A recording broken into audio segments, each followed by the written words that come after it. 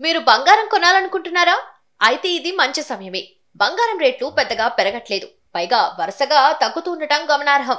ఈ నెలలో ఎక్కువగా పెరిగిందే లేదు, ఎక్కువగా స్థిరంగా ఉంటూ వస్తున్నప్పటికీ తగ్గుదల కూడా కనిపించింది. ఈ నెలలో ఓవరాల్ గా చూసినట్లయితే బంగారం రేటు దిగొచ్చిందని చెప్పొచ్చు. కిందటి రోజు స్థిరంగా ఉన్న రేట్లు మళ్లీ ఇవాళ పడిపోవటం విశేషం. వెండి ధరలు హైదరాబాద్ లో స్థిరంగా ఉండగా మరోవైపు ఢిల్లీలో దిగొచ్చింది. అంతర్జాతీయ మార్కెట్లలో చూసినట్లయితే రేట్లు అక్కడ కూడా స్వల్పంగా తగ్గుముఖం పట్టాయి.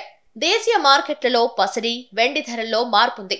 హైదరాబాద్ లో తులం బంగారం ధర 100 రూపాయలు తగ్గగా 22 క్యారెట్లకు ప్రస్తుతం 57,600 రూపాయల మార్కుకు చేరింది.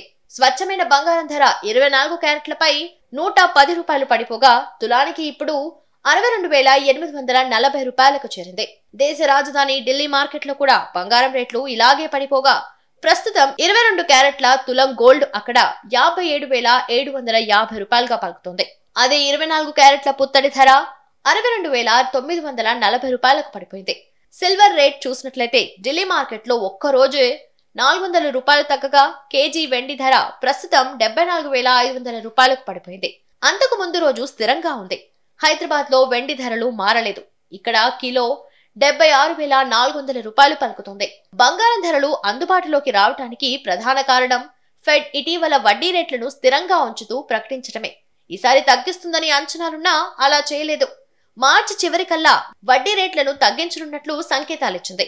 ఫెడ్ వడ్డీ రేట్లు తగ్గించినప్పుడే యుఎస్ డాలర్ సహా బాండ్ డీల్స్ కు గిరాకీ పడిపోయి బంగారానికి డిమాండ్ పెరిగింది. దీంతో బంగారానికి డిమాండ్ పెరిగి విలువ పెరుగుతుంది.